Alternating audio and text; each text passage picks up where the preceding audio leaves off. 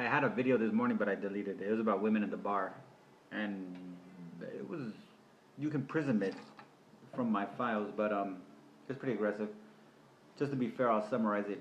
Any bitch that's in the fucking bar association is a traitor and a ruthless fascist element of oppression against other females, because the mentality of a woman in the bar association is that she has beyond the barrier, broke the glass ceiling. She is not one of these minion, peon, plebeian, poor, pathetic women who are allow themselves as if it's a choice, as if these women can exert a force. This is another powerful dynamic of this. In order to transform the conditions.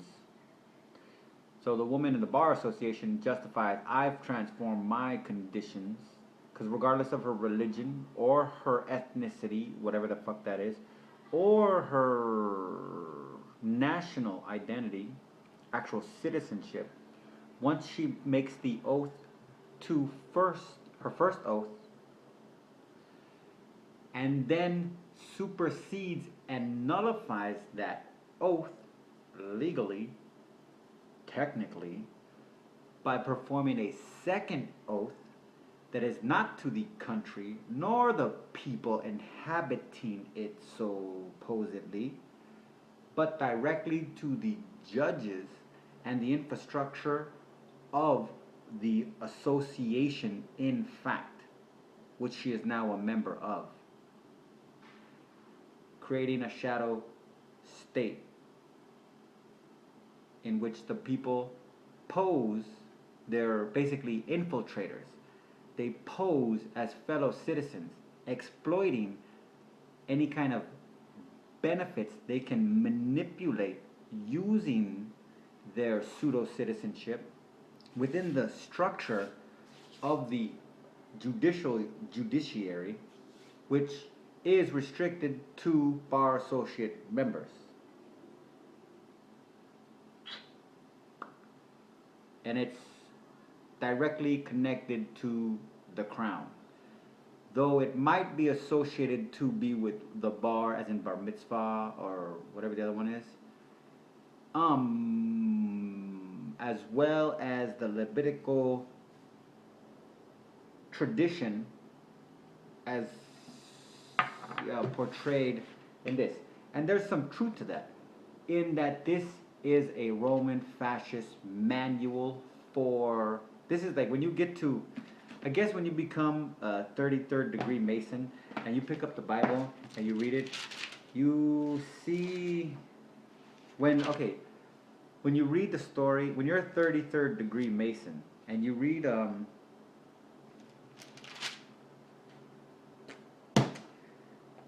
let's see here.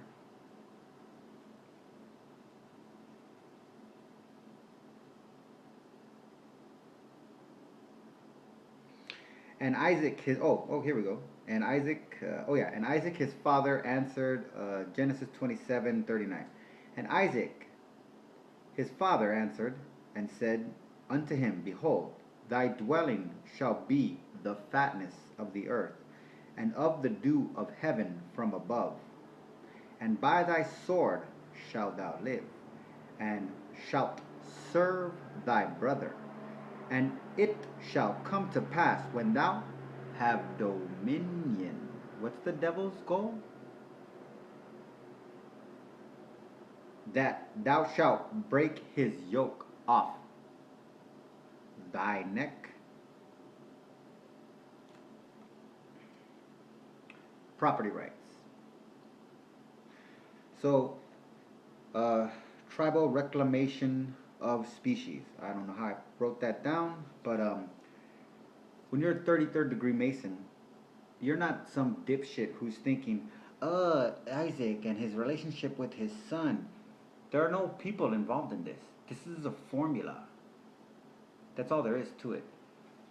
It's describing, it's a step-by-step manual, basically, as if you're trying to read IKEA, as if you're trying to read an IKEA manual that's in Swedish or Norway or wherever. I think the guy has a house. I've heard from a girl that I work with, young lady, that he has a house that he bought in Sweden, the owner of IKEA, with an address that he never lives at, just so he can get the tax benefits of Sweden.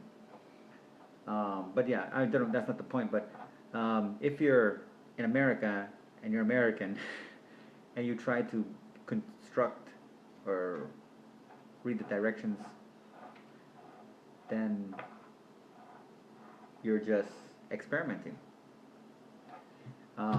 So that was my thing with the bar association. Yeah, and so therefore, like the women that enter the bar, their psychology is twisted so that they hate the feminine. And my point was, actually, let me consolidate this real quick. I don't think this video had a point, come to think of it. So I'm fair. I do have a cool little excerpt.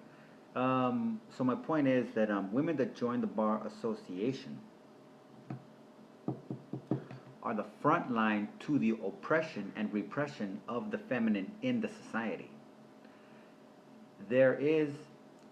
If there were a legitimate, organic representation of the feminine inside of the judiciary or legal system, whichever one, however you're going to work this, the fabricated ocean or admiralty law, currency, banks of a river. So,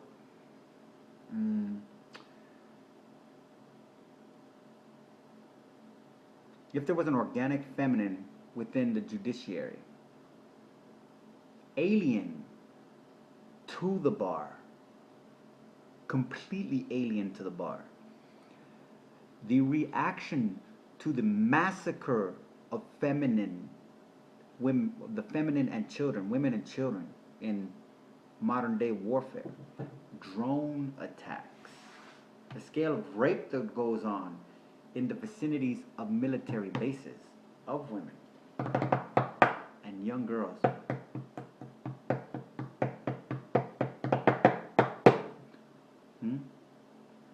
If there was a genuine representation of the mother inside of that institution,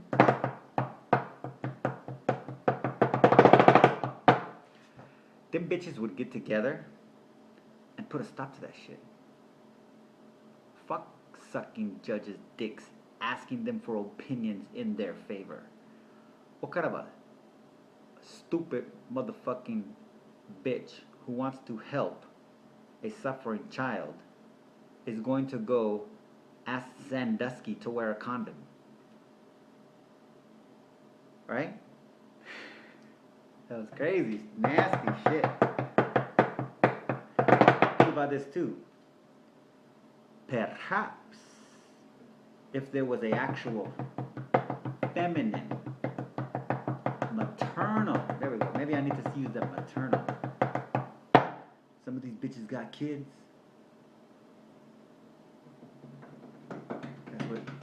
That's what makes them a woman? Interesting. To fascism, that's what makes him a woman.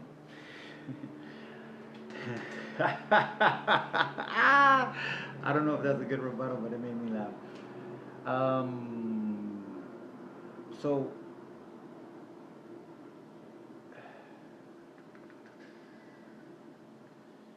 if there was a genuine maternal representation inside of, say, whoever investigated Sandusky, the Penn State University coach, that, I don't know, the only incident I can actually give you to associate, in case you don't know, was the incident that was recalled as so a linebacker, this is college, Penn State, a linebacker, a young black guy, 20, so we're talking 18 to 22-ish, walked into the shower room and saw his coach Sandusky butt fucking what looked to be like a 8 to 10-year-old boy, and walked out and left it at that. Oh, no, he told his coach, and the coach, I guess then they left it at that. So Sandusky turns out that he had a child, not even a ring, it was an institution.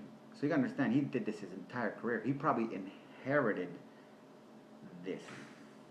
You get how this works? And along with him,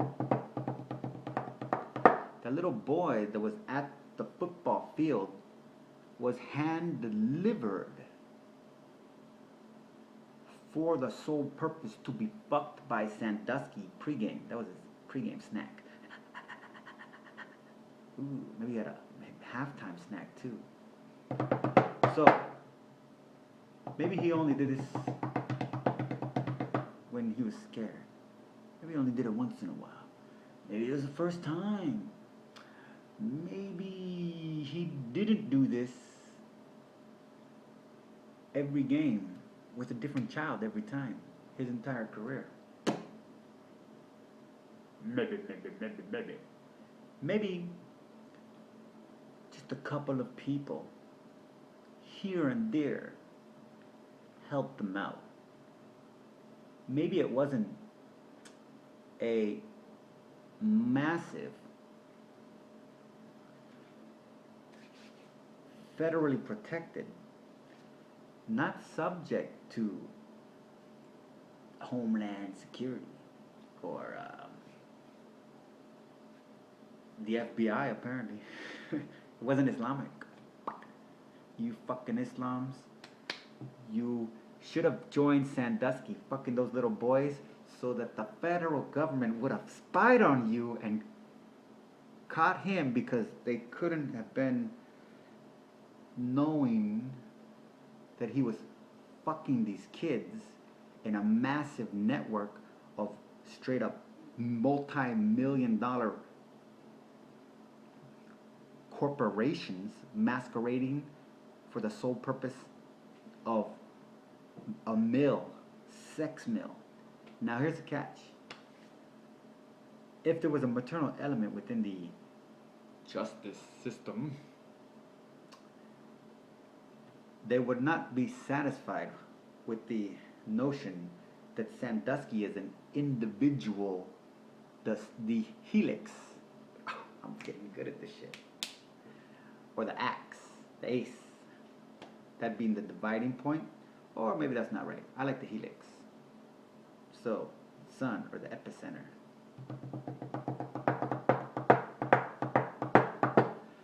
But, since the men... what was Sandusky? I think he was a man. I'm not 100% sure about that. I'm pretty sure it was a dick that he was putting into those boys, attached to some testicles. Or maybe that's not graphic enough for people because they would rather focus on the words than the reality of what the fuck I'm saying. Maybe it was a cock connected to some fucking nutsacks, okay? That it was jamming up in the fucking boys' asses. Which makes him a man, if I'm not mistaken.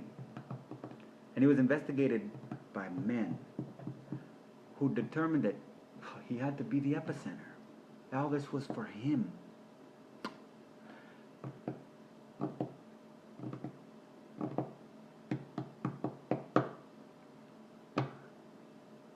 Come the fuck on, people. This is your police and FBI and CIA. These fools are targeting your children, breaking up families. Yeah, you see how this works here?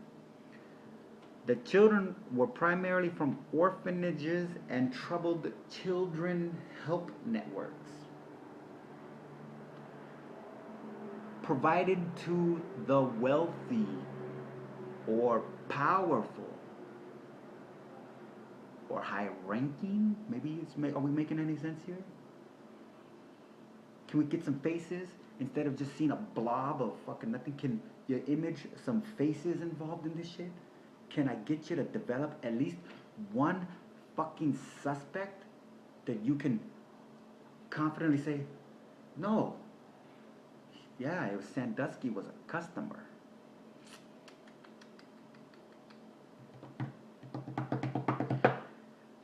because of how small of a,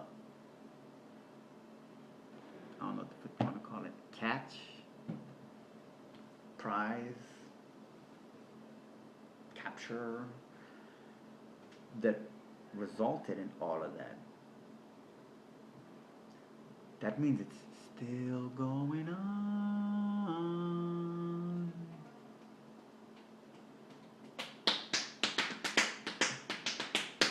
So, let's get into some interesting shit right here. Here's another way I like to find stuff. So, luckily I have this magazine here that I paid for because I study war. So, Power and Glory. I like American propaganda. Nazi propaganda is good. War propaganda is war propaganda. War propaganda is fascism. Whew. Doesn't matter what fucking country you're from. War, pro-military propaganda is all-out Imperial Roman fascism. That is why the religions celebrate the military. Huh? You get the point? The religions are fascist. Oh, but the Indians were warriors. Reconcile whatever the fuck you need, buddy.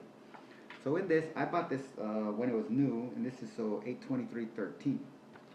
So we're in end of March 2015. Interesting. So in preparing for this video, I wanted to have something because it was going to be on the fly video. I didn't want too much of a subject, but I was looking through my phone. I uploaded some pictures. Picture of Hillary Clinton with a ranking military defense minister from Libya prior to the massacre of 33,000 human beings, non-American human beings, under her brilliant mitigation of the campaign to bomb Libya to save them. So there are then some other pictures, but in the process I was scrolling down, reviewing how many views I got on some of my pictures. You know, I want to see what's going on a little bit. And I don't do that for my videos though. And I came across this that I posted in there.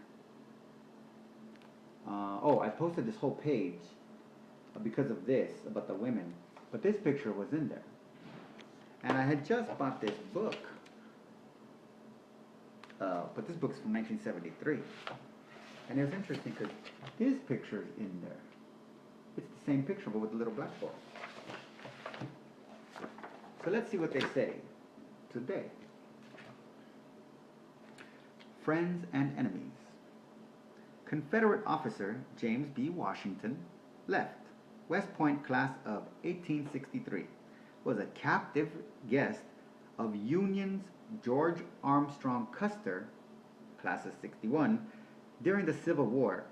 Other notable alumni are below.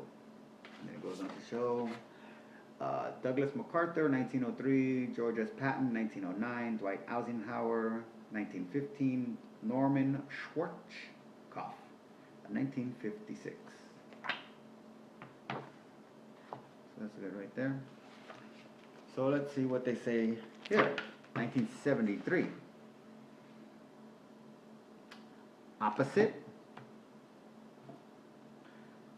Golden-haired Captain George A. Custer, whose last stand was 14 years in the future, with Confederate prisoner and black boy in 1862. I don't know. I'm going to say, do they have to put everything in it? No. But I do find it slightly disingenuous that they don't know that they're both sitting at West Point. The guy's a guest. But they do sure celebrate Custer. A criminal, horrible piece of shit Nazi. So this one's interesting. To continue with this, because it's new propaganda. It's beautiful fascism. So, in this beautiful fascism, it celebrates, of course, the army. And the army, the big thing was, the whole reason we're a free country, not to do with fascism, not to fascism, the helix of fascism is the military, No. But the only reason we happen to be a free country is because of the army. So it's just natural. So let's read into this. In the U.S. Army's prehistory, there were formed uh, in 1636 the three militias of Massachusetts Bay.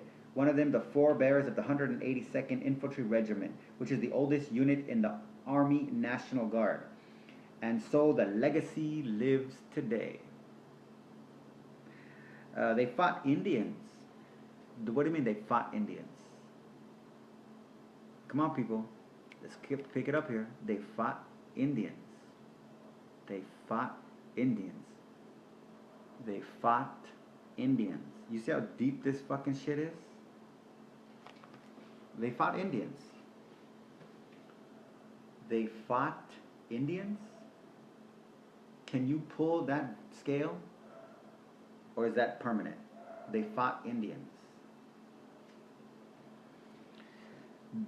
Sometimes forging an alliance with one tribe against another, as did militias subsequently organized in neighboring colonies. They aren't the only ones doing it.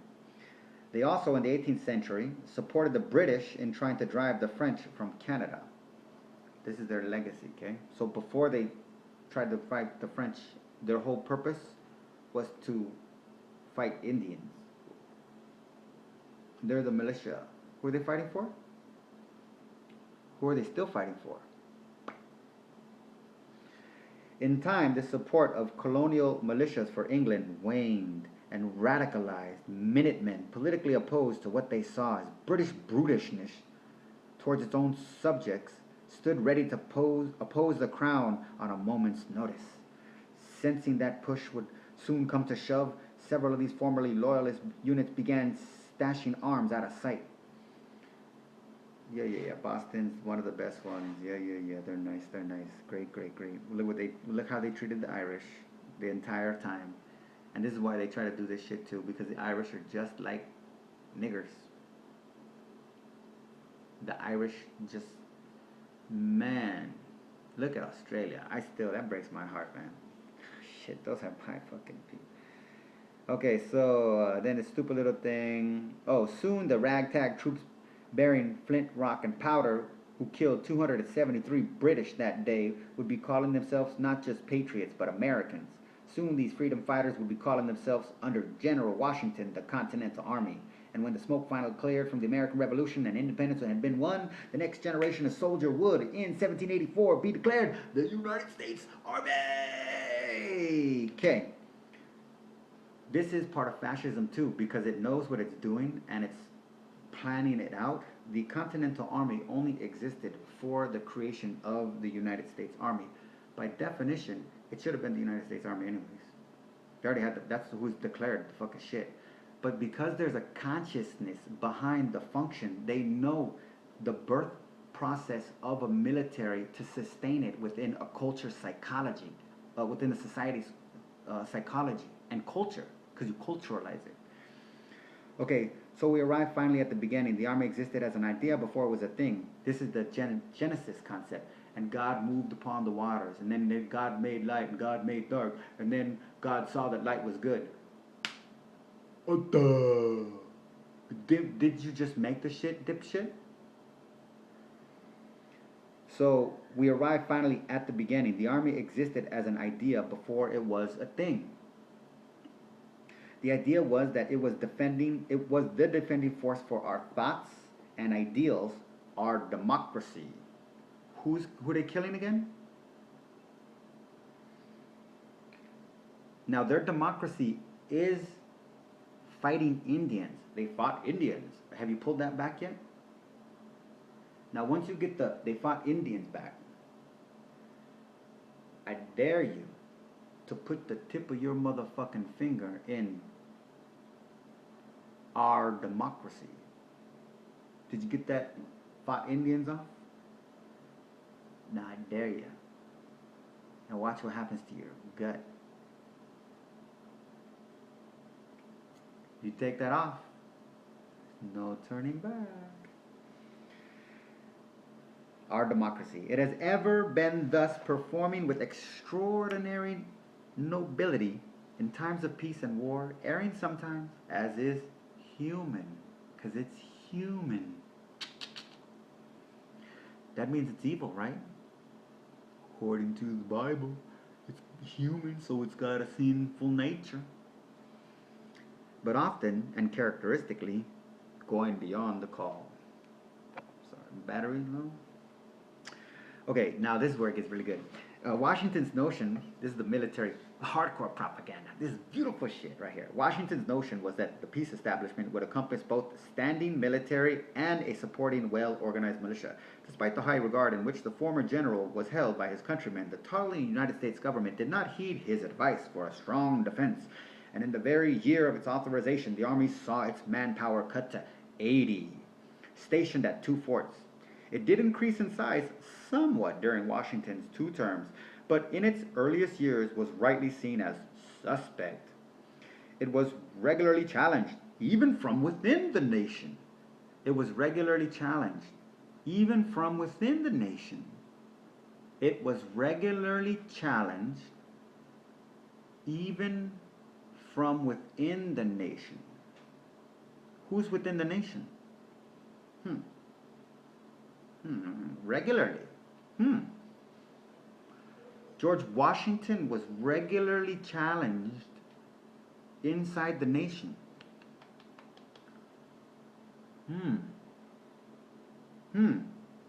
In 1794, when farmers in western Pennsylvania staged an armed uprising in protest to the taxation on whiskey, the president himself, as commander-in-chief, led the army into battle. Washington and his men were able to put down the Whiskey Rebellion, therefore establishing the right of the United States military to protect the Constitution against anyone.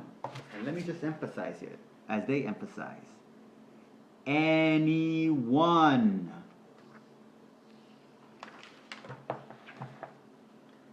Here's the beauty of it. First of all, Washington himself said, this is why Thomas Jefferson has this famous quote, I think banks are more dangerous than standing armies. That was a fucking takeoff of Washington's famous quote where he says there is no greater danger to a republic than a standing army. This is the legacy of fascism right here, brewing. This is how you fucking get kids to fucking kill and fucking their parents to fucking say, go to the army, go to the army, go to the army. Go make yourself something. Go make something of yourself. They'll turn you into a man. Go to the army, go to the army. So, then you get down here, the 80 size of 80 men. Because I was studying fucking alcohol. I love to drink my whiskey, my tequila, rum, beer. So, I try to stick to beer now. Because I studied that shit like a motherfucker, I know that during the Whiskey Rebellion, it was actually George Washington making rye whiskey at his Mount Vernon, created a tax on a certain amount so that this was how, okay, the revolution was to get away from the crown, so they didn't have to get the crown's money, so they didn't have to be taxed. The first thing that Washington did to pay off the debt was to create the whiskey tax. The tax was on those poor Pennsylvania farmers because they were the best distillers doing rye whiskey. They were making it, they would use it as trade because they weren't having a currency. That was the way that they transported shit. That was their currency. But the only way to have a government is to create a currency. That was the problem that England was having. They weren't able to get to the colonies. So what do? You create a fake revolution in which you militarize the state. And then you have everybody, you know where everybody's at in one kind of sense. You get restructured. Then you impose this tax on the people that just were fighting to not have the tax. Okay, you see how George Washington does this? Or George Washington does this. So then what you have is saying 80 men, okay? Well, I also know that George Washington did not lead the Whiskey Rebellion, the troops against the Whiskey Rebellion. It was Alexander Hamilton who gave birth to the first Bank of England because he was a straight up, maybe you want to say, well, George Washington's a nice fucking American. Maybe you believe that to the day that you die. But Alexander Hamilton was a hardcore crowned Imperial England traitor. He led the troops, and it was not just 80 men, a little bit more in his 2 terms. It was 15,000 U.S. Army troops against 5,000 farmers and their fucking families, in all 5,000. And they didn't go there playing. Yeah, they say in their history books, oh, they only shot 20 people. What the fuck? Challenged regularly, even within the nation. prove to protect the Constitution against anyone. This is why it's crazy for Americans to think NATO's gonna come in here, Russia's gonna come in here. Motherfuckers, it's gonna be your own goddamn children.